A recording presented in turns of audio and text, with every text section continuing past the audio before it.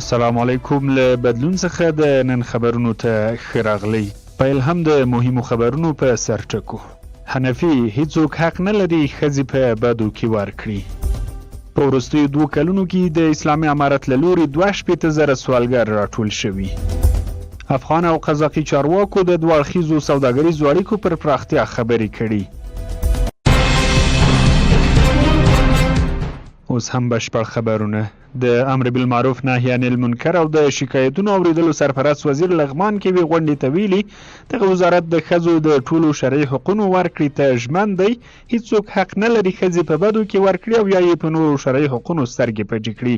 د امر بالمعروف نهی عن المنکر او د شکایتونو اوریدلو وزارت په خبرپاڼه کې راغلی چې د وزارت سرپرست شیخ محمد خالد حنفي لغمان ته تللی او هلته د اسلامي امارت د مشرتابه د فرمانونو حکمونو او لارښوونو ترڅنګ د امر بالمعروف او نهی عن المنکر قانون د لا ښه پلي کېدو، معروفاتو اقامې او منکراتو د مخنیوي، عامه پوهاوي او د همغږۍ په موخه له یو شمېر قومي مشرانو او سیمه ییزو چارواکو سره لیدلي. حنفي په دغه غونډه کې ویلي د امر بالمعروف وزارت د خلکو ستونزو اوریدلو او حلولو ته ژمن دی او خلک کولی شي خپلې ستونزې او شکایتونه د 191 وړیا شمېرې له لارې ثبت کړي. هغه دغه راز ویلي د امر بالمعروف وزارت په ټولنه کې د ناوړه دودونو له منځه وړلو ته ژمن دی او هیچا ته به اجازه ورنه کړل شي چې د ناوړه دودونو پر بنسټ د خلکو حقوقو تر پښو لاندې کړي. دی وایي چې امر بالمعروف وزارت د ښځو د ټولو شرعي حقوقو ورکړې ته ژمن دی. هیڅوک حق نه لري چې ښځې په بدو کې ورکړي او یا یې پر نورو شرعي حقوقو سترګې پټې کړي. د په خبره امر بالمعروف او نهی عن المنکر د اسلامي نظام د املا د تیر حیثیت لري او ټولنې ته روحي او معنوي پیاوړتیا وربخي. هغه ډاډ ورکړی چې د اسلامي امارت د مشرتابه له لوري د صادر شوو فرمانونو، حکمونو او لارښوونو او امر بالمعروف او نهي پلي کولو ته ژمن دي او یا د برخه کې په بشپړه هڅه کوي. د کابل جلال آباد پر لویه لار یوې ترافیکي پیښې 15 کسانو ته مرګ ژوبله اړولې. د لغمان د امنیه قمندانۍ ویان یونس یوسفزی وایي چې دا ترافیکي پیښه تیر ماښام 9 بجې د کابل جلال آباد پر لویه لار د لغمان د قرغۍ ولسوالۍ سرکونډۍ بابا سیمه کې د یو بکسه ډوله موټر د چپه کېدو له امله رامنځته شوي. ویان وایي په دغه پیښه کې موټر چلونکی مړ او 14 نور ټپیان شوي چې ټپیان د درملنې په موخه د ننګرهار حوزوي روغتون ته لیږدول شوي دي. د پیښې د ځینو ټپیانو روغتیایي وضعیت نازک ښودل شوی دی. د اسلامي امارت ویان ذبیح الله مجاهد ویلي چې د اسلامي امارت ځانګړو ځواکونو تیره ورځ د داعش هغه ډله چې د غور، کابل او بامیان ولایتونو کې بریدونه ترسره کړي وو له منځه وړل شوي دي. ښاغلي مجاهد زیاته کړې چې په دغه عملیات کې د دغې ډلې 2 غړي وژل شوي او ځینې نور یې له وسلو سره نیول شوي دي. د اسلامي امارت ویان همدارنګه ویلي چې دغه ډله په بلوچستان کې د داعش له مرکزونو رهبري کېده.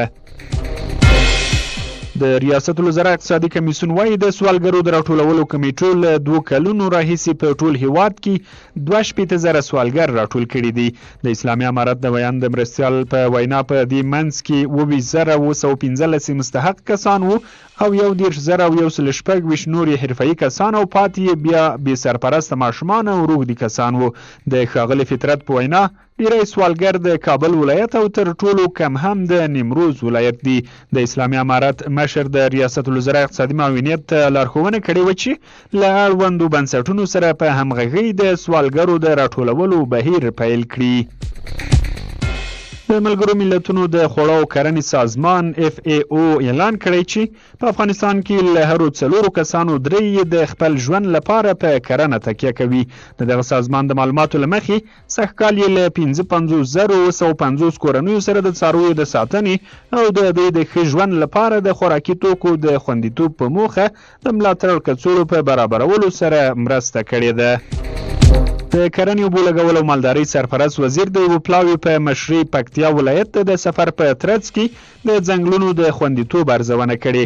نوموړي د دې سفر په ترڅ کې د ځنګلونو ساتنه د ملي شتمنیو مهمه برخه بللې ده. عطاالله عمري په ټینګار سره ویلي د ځنګلونو وهل او د چارتراشو قاچاق د سرپرست حکومت د پریکړې له مخې منع دي. نوموړي له سیمه ییزو ادارو د ځنګلونو د ساتنې په برخه کې د مرستې غوښتنه کړې. دا په داسې حال کې ده چې څه موده وړاندې سرپرست حکومت د هیواد د ځنګلونو د پرې کولو او قاچاق مخنیوي په موخه شنه قطعه جوړه کړه چې ورسره د غرنیزو ونو وهل او قاچاق ټیټې کچې ته راټیټ شو. د اطلاعات او کلتور وزارت د هنر او کلتور مرستیال عتیق الله عزیزي په افغانستان کې د ملګرو ملتونو د سیاسي استازولۍ له مشر رضا تنبایوا سره کتلي دي. په دې کتنه کې په داسې حال کې چې د اروپایي اتحادیې یونیسف او یونسکو چارواکي هم حاضر وو، د هنر او کلتور مرستیال د یوناما له مشر څخه غوښتنه کوي چې د عامه کتابتونونو د ودانۍ، ډیجیټل سیستم او سیار کتابونو په برخه کې له اطلاعات او کلتور وزارت سره مرسته او همکاري وکړي.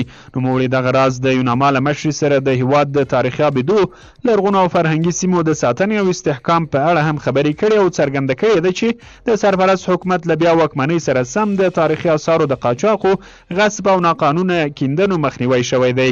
هغه پر نړیوالو غږ کړی چې د افغانستان د تاریخي ابداتو په بیا رغونه، ساتنه او د کارکوونکو په روزنه کې رغنده ونډه واخلي.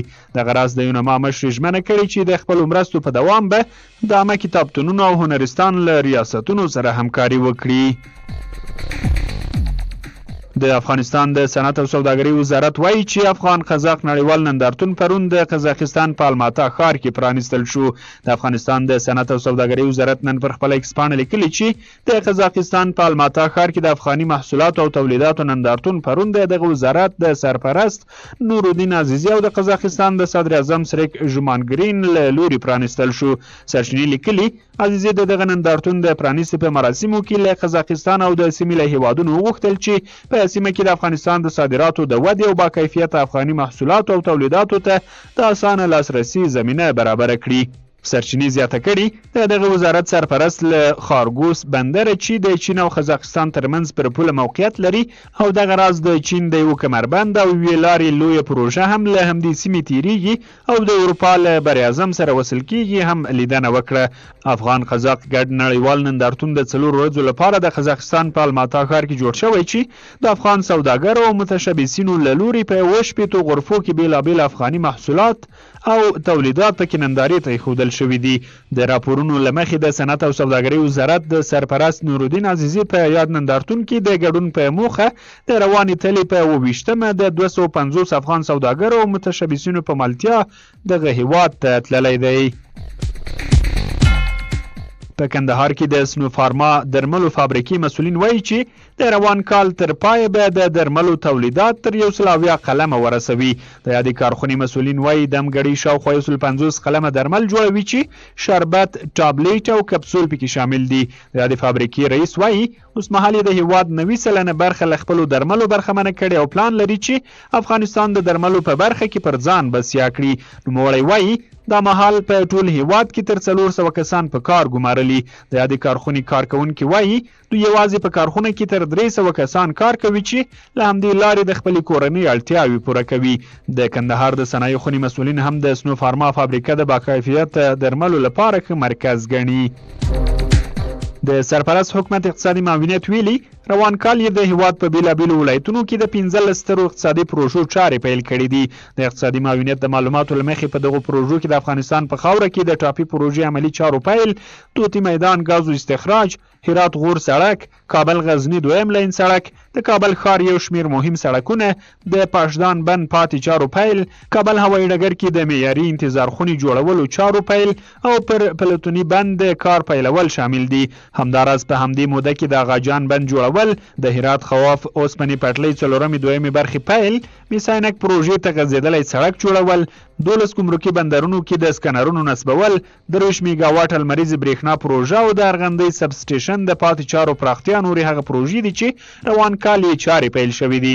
سرچینې ویلي دغه پروژې د هیواد بیلابیلو ولایتونو کې د سرپرست حکومت په پراختیایي بودیجه پیل شوې چې لسګونه زرو کسانو ته پکې د کار زمینه برابره شوې ده.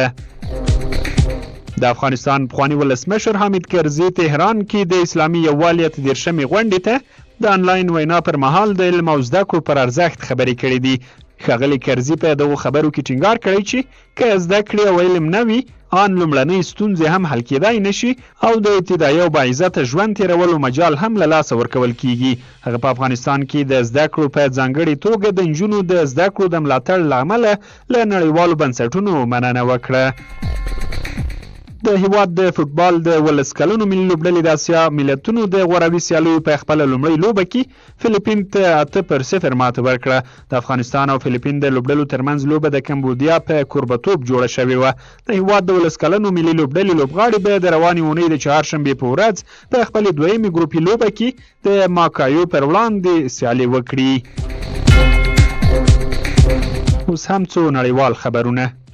د ایران د بهرنیو چارو وزیر عباس عراقچي وایي پر ایران د اسرائیل هر ډول احتمالي برید له سرې کرښې تېرېدل دي او بې ځوابه به پاتې نشي.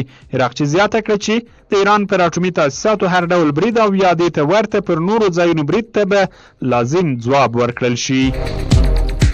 اسرائیل په بیروت او د لبنان په نورو برخو کې نور هوایي بریدونه کړي او وایي چې د حزب الله مالی بنسټونه په نښه کوي.